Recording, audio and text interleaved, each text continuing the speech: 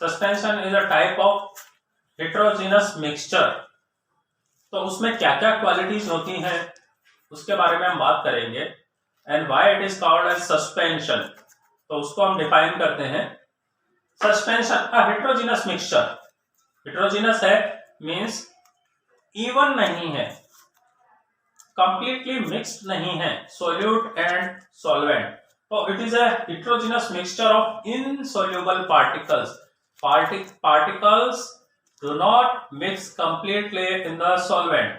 So a heterogeneous mixture of insoluble particles of solute throughout a solvent is called a suspension.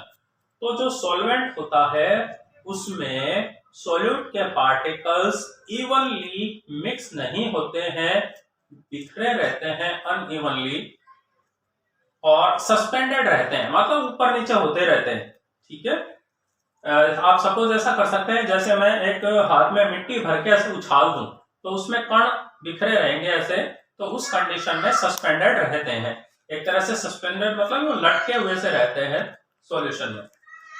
ऐसा क्यों होता है कि ये कंप्लीटली मिक्स नहीं होते सॉल्वेंट के अंदर। जब हम पानी में चीनी घोलते हैं, चीनी के कण तो हमें दिखाई नहीं देते हैं या सस्पेंडेड नहीं होते, पूरा एक जैसा मिक्सिंग होता है, बिकॉज शुगर पार्टिकल्स क्या होते हैं, वो नैनो पार्टिकल्स में बदल जाते हैं। उनका साइज वो ब्रोक डाउन होते होते 10⁻⁹ से भी छोटे हो जाते हैं, तो पानी के कणों के बीच में वो समा जाते हैं, इसलिए हमें अलग से दिखाई नहीं देते हैं और इवनली मिक्स रहते हैं, आप उनको अलग नहीं कर सकते।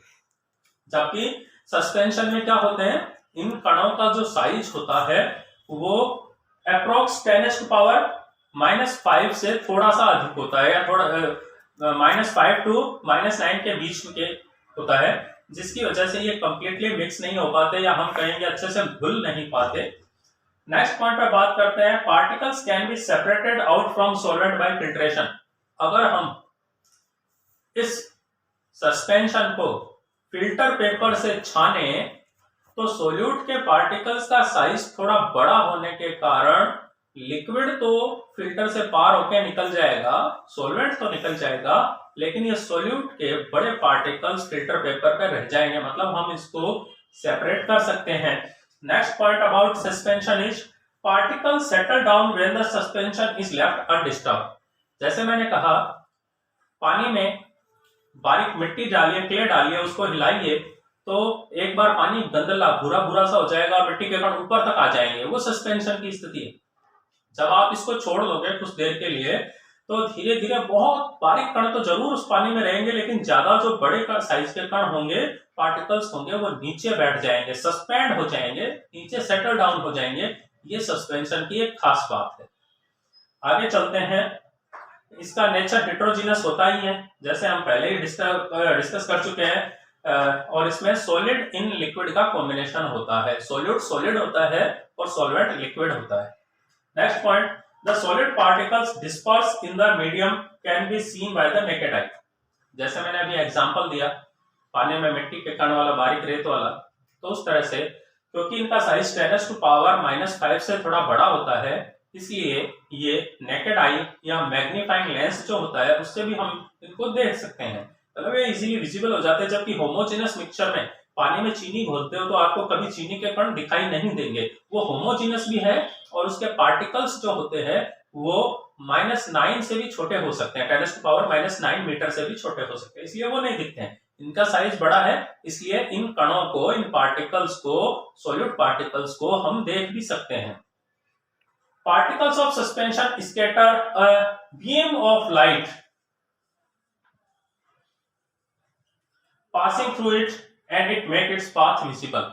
आप सस्पेंशन को ऐसा मानिए, कभी कभी आपने देखा होगा किसी बड़े कमरे में जब किसी ऊपर से झरोखे से लाइट आती है तो उस बीम ऑफ लाइट में आपने धूल मिट्टी के कण देखे होंगे। वो धूल मिट्टी के कण क्यों दिखाई दे रहे हैं कि उन्होंने लाइट को स्कैटर कर दिया और वो विजिबल बना रहे हैं उस पाथ को, लाइट के पाथ को।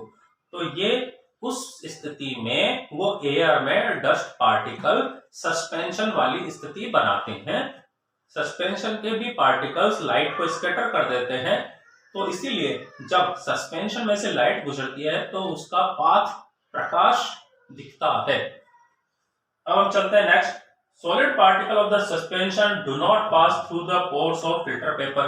ये हमने बात करी है कि इनका साइज, सॉलिड पार्टिकल्स का साइज बड़ा होने के कारण जब हम इस पूरे मिक्सचर को फिल्टर पेपर से पास करते हैं तो लिक्विड सॉल्वेंट निकल जाता है और ये सस्पेंशन के पार्टिकल, सॉलिड पार्टिकल्स बिगर होने के कारण फिल्टर पेपर के ऊपर रह जाते हैं।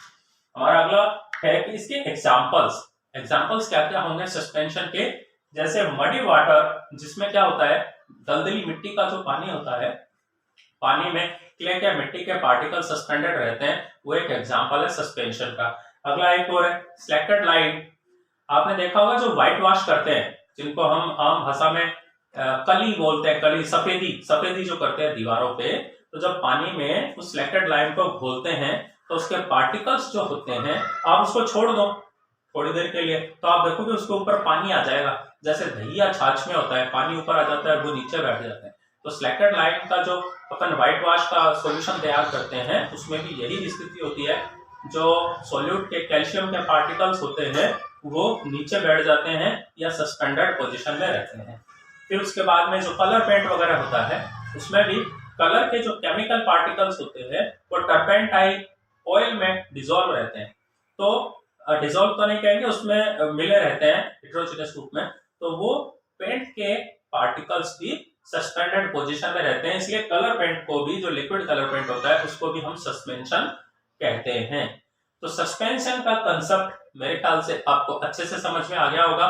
इसकी डेफिनेशन भी दे दी हमने, इसकी जो कैरेक्टरिस्टिक्स है उन पर भी बात कर ली और इनके एग्जांपल्स को भी हमने डिस्कस किया है। तो सस्पेंशन मेरे ख्याल से अब आप कभी नहीं भूलेंगे और ये एग्जाम के पॉइंट ऑफ व्यू से भी इंपॉर्टेंट क्वेश्चन होता है। तो उम्मीद है वीडियो आपको पसंद आया होगा। इसको लाइक करें, शेयर करें और सब्सक्राइब